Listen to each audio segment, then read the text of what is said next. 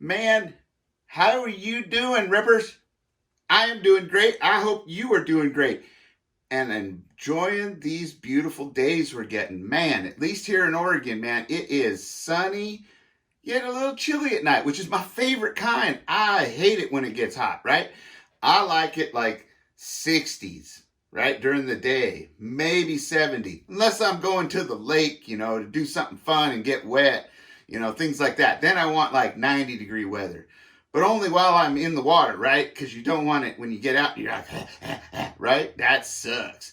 Anyway, it is beautiful outside. It is like 70 degrees. Nights are still getting down into that where I got to cover my tender little plants, right? But this isn't about the garden this time.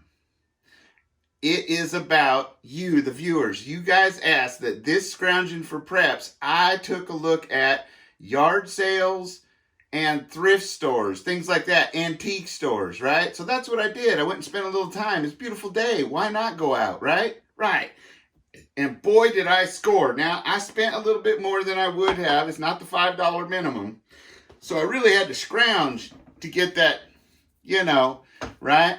Had to really dig deep and maybe borrow a little from the stimulus program. Might as well stimulate somebody, right? Right. Okay. So here's what I found. Now, these are the treasures, man. This is the good stuff, right? Things like, look, it's like an antique nut chopper, right? Not them kind of nuts. Darn it. Arkansas, cut it out. These are like nuts like you eat, right? And nuts are good for you. And you can grow even like peanuts, right? Even though that's like a legume or something like that. Or a goober. Or both. Anyway, it's a nut chopper from like way back. That's a neat thing. And it puts it right in the bottle for you. That's handy. And these kind of kitchen tools are really smart to get in case the power goes out, which is something everybody seems to be worried about. So, if that's the case, you best be getting things like this. Check this out. That's for mixing them eggs, right?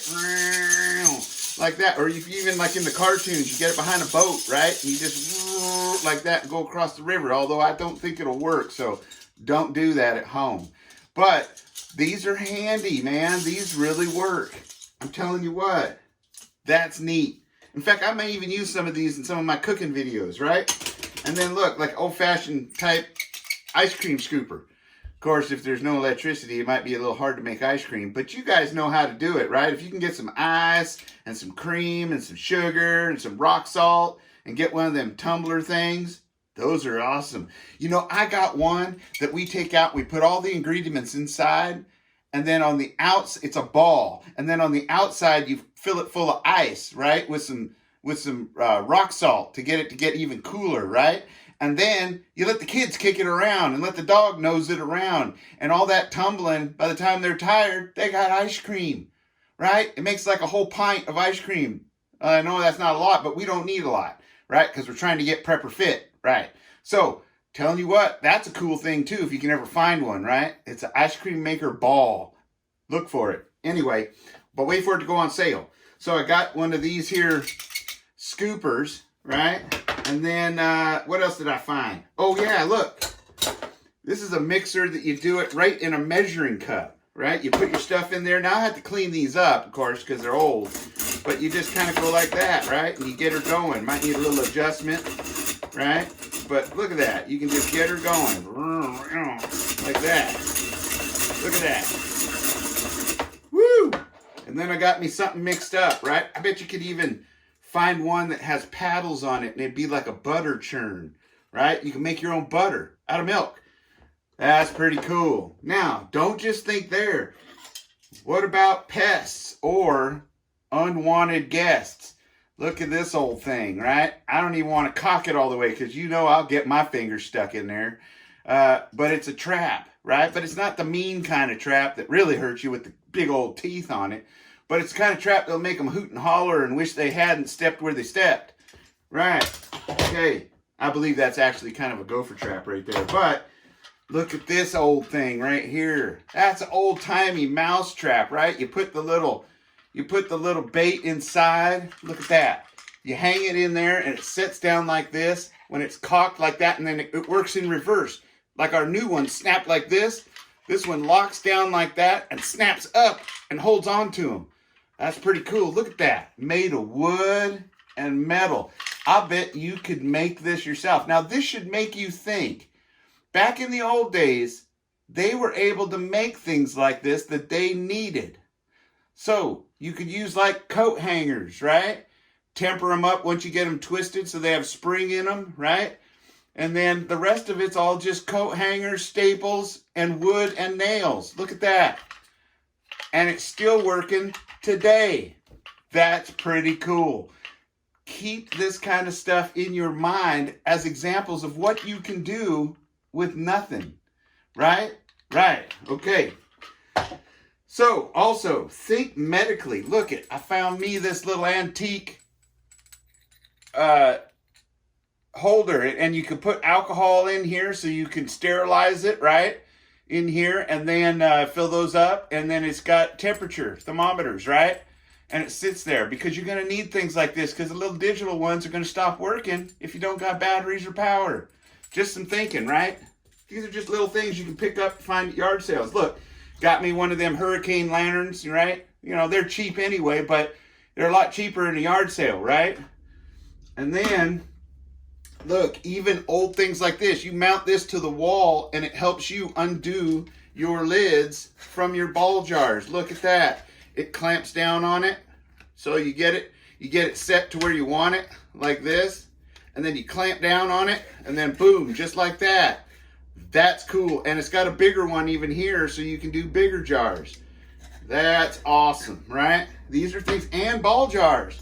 Now, this happens to be an original, right? But you can find them and still use them, really, right?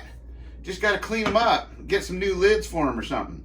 So, where are we at now? Oh, yeah, old tools. Look at this. Looky here, right? For drilling holes, right? Because you're not going to have your Makita, right? So you can just go down like this, push on it, or you can push on it like this and twist, you know. There's all kinds of ways, you know. You're going to have to practice too, right? So, power tools that are less powered than powered, right? Right. Okay, if that made sense to you. I hope so. Anyway, don't forget, if you find you a big one too, this is one like you push and you do like the bigger bits, right? And you just crank it along like that. Like you need to put ties together, railroad ties, in order to make your beds for your garden or something, right? Anything, you can use that, right? And then we can go even older yet and go over like that, like this, right? And just get them holes. I know it's a lot of work, but what if power's out, right? For a long time. What else are you going to do, right? So you get yourself a little stockpile of these when you can pick them up, right? You got some things like this. Look at that. That's even older yet. This is for like drilling away holes and stuff too, right? It's kind of like your version of a tapered bit where you can just keep going and carving until it's big enough. Look at that. That's pretty cool. It's even got like threads on the front to help feed it to start with. That's pretty neat, right? So those are some cool finds I found. And then books. Yard sales and thrift stores and things like that. Perfect place for books, right? Now this is a book I already had right here. The Zombie Survival Guide. That takes care of you in case it's a zombie apocalypse, right? Got to have that one. Must have. Now, some ones I found. Most of them have their tags still on them and they're in like new shape. Look at this. Advanced Bushcraft, right? Advanced Bushcraft. That's a good one. I think that's it. Yeah. Author Dave Canterbury. I think I heard of him. Anyway, that's a good one. This is a must. Every survivalist should learn how to tie knots. Right there, look at that. Knot tying and splicing. How to splice a rope. That's a smart thing to know too, right? This is all good stuff. One, it doesn't stop working if the batteries are not working. And two, once it's up here, that's a computer. There's only one way to turn off. Right. So, knot splicing. Look at this. Disaster Survival Guide, right? Look at that. Outdoor life. It's got the 105 essential skills when disaster strikes. This is a book you need no matter what Mother Nature has in store. I like that because Mother Nature's got a lot of things in her store. Tell you what. Now, looky here. This is a really good one. The Survival Medicine Guide, right? Who shouldn't have this? Well, if you are in an emergency situation, this might be something you need to know, because there's been an awful lot of talk about out there about if you could suture and what you should do for holding your chest and all of those kind of things, right? Well, the answers are probably in here, or at least better than guessing. Anyway, let's see what else. Oh, this is a good one, right? Cool. So pharmacies are no longer around or don't have anything in stock, right? Right there, looky there. The Naturopathic Handbook of Herbal Formulas, right? And I know I said herbal, because that's just me. Anyway, herbal formulas, right? The 4th edition. This is a good one, right? I'm actually going to look this one up for the echinacea I'm planting outside, right? To figure out what to do with it. Look at that, and all other kinds of things. That's a good one for when you got to make your own medicine. Now, this is one from my personal collection, but I just wanted to throw it in here anyway. Game Dog, right? They also have one called Family Dog and Working Dog. It's all pretty much the same strategies to train your dog, but this one, being a game dog, nothing better than having a best friend that can hunt and help you hunt, right? My dog, when I was hunting ducks, was amazing. His name was Tate, and he was the best hunting dog I've ever seen or had. That dog would go out and I could tell him right or left, even while he's swimming. And he would go out in water that probably would have killed me and fetch up my ducks and geese. And he enjoyed it. He loved it so much he didn't want to stop until he was 13 years old, and I made him stop. That's right. That's how good this book is. It'll keep your dog fit and get him trained. Telling you what, best book ever, right? Nothing negative in this. It's all just positive reinforcement and ignoring the negative behaviors. It's where I learned how to train Cass, my daughter-in-law's service dog, right? Right. That helped me tremendously. So check it out. Anyway, last one. This is a big one, but it was worth getting, right? I'm glad I didn't pay by the pound. Now, check this out. The American Medical Association's Family Medical Guide. Now, keep in mind, some of these books may be a little bit older, but that's okay, because so am I, right? So it will help, though. It's knowledge. It's things that will help you get through situations better than others, right? And help you help others. Speaking of others, that's kind of a tongue twister. Anyway, these are all nifty things you can find. Books are invaluable, right? So that was my haul for today. I probably got about, if I remember right, I had the $5 minimum, and then I took $35 with me. So I got all this stuff for $40. That's pretty good. I think it's really good. So, and it helps you tune your dickering skills. And that's right, I said dickering. That means negotiating, right? And in negotiation, treating people with kindness and respect helps out too. So, anyway, I hope this all helped you. I hope you had a good time watching it. I hope I got some things you hoped I was going to get. And we'll do this again. I like the yard sailing, going to antique stores, thrift store type of bargain hunting, right? For Scrounging for Preps Friday. That's right. So be sure to put your comments down in the comment section. Put comments letting me know what I should be looking for in these kind of stores. Things that you found in these kind of stores. I want to hear that too. I want to hear about your good deals, your scores, man. Things you just can't believe you found, right?